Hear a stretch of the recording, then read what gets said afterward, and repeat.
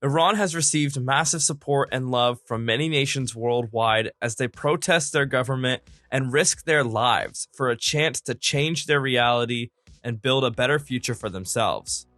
People have noticed, though, that Iran's neighbors have been strangely quiet about the situation, especially Saudi Arabia, which shares a border with Iran and is widely seen as the enemy of the Riyadh regime that the protest is trying to overthrow. So that begs the question, why is Saudi Arabia, the country that was meant to back up the revolution, remaining silent? Stick around as we take you around the world to find out.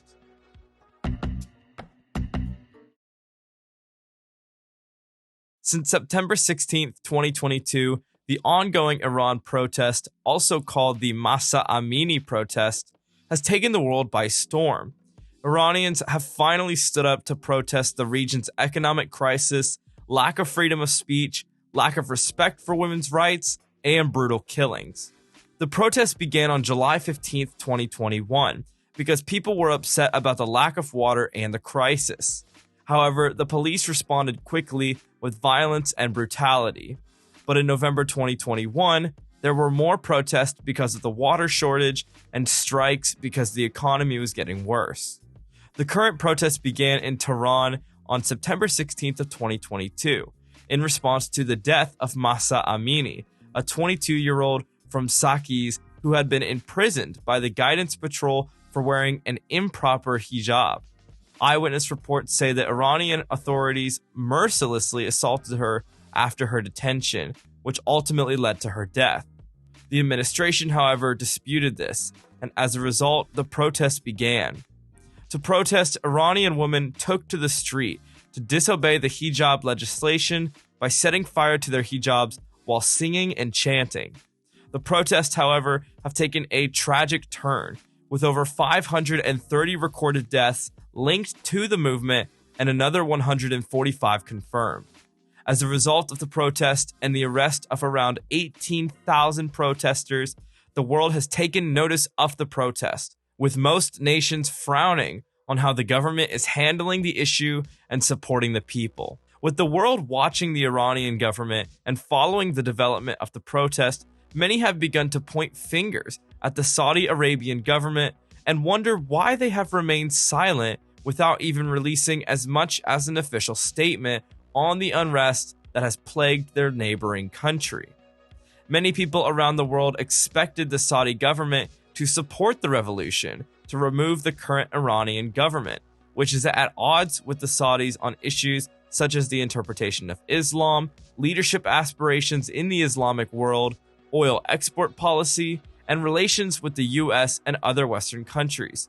So why are the Saudis silent, and is there hope for their involvement soon? Saudi Arabia's silence comes as a result of its history with the Iranians. See, the Saudis had since learned to wait until the very end, when the outcome was clear, and then wait a little bit more before interfering. This was learned during the events that turned the Iranian Persian monarchy into the Islamic Republic. During the protest that brought down the Shah in 1979, the Saudis misjudged the outcome of the protest, which at the time lasted more than half a year. So when their ally, the Shah, was removed from power, they thought they could work with his replacement, Ayatollah Ruhollah Khomeini. But that was far from reality, as they came to discover he was an adversary. As a result, it appears that the Saudis are cautious about their alliance, as a wrong move could spark hostility in the region. Since the Saudis have been living in the 21st century for a long time, they're very different from the Iranians. However, it was this desire to modernize the region that led to their mistake in the 1960s. They say that history repeats itself, and we must learn from it. The Saudis follow this saying because the events of today are the exact opposite of what happened in the 1960s, when the Shah is said to have written letters to King Faisal bin Abdulaziz Al Saud asking him to modernize the area. He wrote to the monarch pleading for gender-blind education, asking that boys and girls be taught side by side in classrooms. He also wanted women to be able to wear miniskirts, go to discos, and take part in other modern activities. At the time, the king wrote back to the Shah, saying, "You are not the Shah of France. You are not in the Elysee. You are in Iran. Your population is 90% Muslim." This conversation between the Shah and the king was at the time very important because before 1979, Saudi Arabia and Iran were regional allies. During the Cold War, they were the two main ways that the United States tried to stop the Soviet Union in the Middle East. At the time, Sunni and Shiite monarchs were friends and worked together in an intelligence group called the Safari Club. This group ran secret operations and tried to start coups all over Africa to stop Soviet control. Because of this connection, the Saudis first ignored the unrest that swept over Iran after 1977, considering it an internal matter.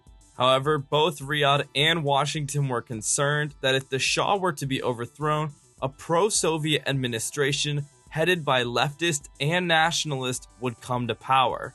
However, everything changed when Saudi Crown Prince Fahd bin Abdulaziz Al Saud acknowledged the Shah as Iran's lawful leader in 1979.